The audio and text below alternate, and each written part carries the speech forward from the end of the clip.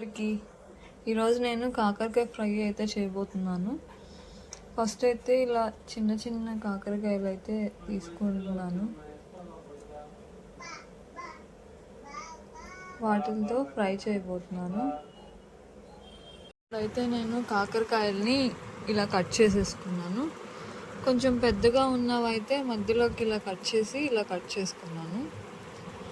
ఇప్పుడు మసాలా అయితే రెడీ చేసుకుందాం. ఫస్ట్ 1 టీ స్పూన్ జీలకర్ర, కొన్ని వెల్లుల్లి రెబ్బలు, కొద్దిగా కరివేపాకు వేసుకొని ఫ్రై చేసుకోవాలి.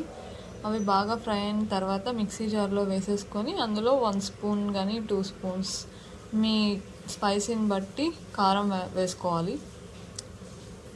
ఇప్పుడైతే కాకరకాయలు ఫ్రై చేసుకుందాం. కాకరకాయలు పెట్టేసుకొని అందులో నూనె యాడ్ చేసుకొని ఫ్రై చేసుకోవాలి. ఇప్పుడు నెక్స్ట్ ఇందులోనే కొంచెం సాల్ట్, పసుపు యాడ్ చేసుకోవాలి. మీరు కావాలంటే ఫ్రై అయిన తర్వాత యాడ్ చేసుకోవచ్చు. నేనైతే ఇప్పుడే యాడ్ చేసేస్తున్నాను. ఇప్పుడు ఇది బాగా ఫ్రై చేసుకుందాం. ఇవైతే చిన్న కాకరకాయలు కాబట్టి ఇట్లా కట్ చేసేసుకొని వేసుకున్నాను.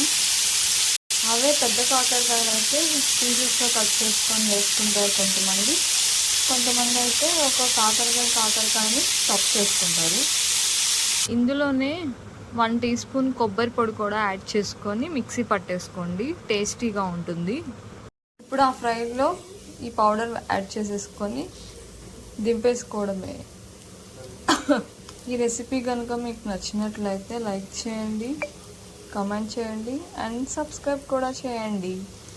Bye bye.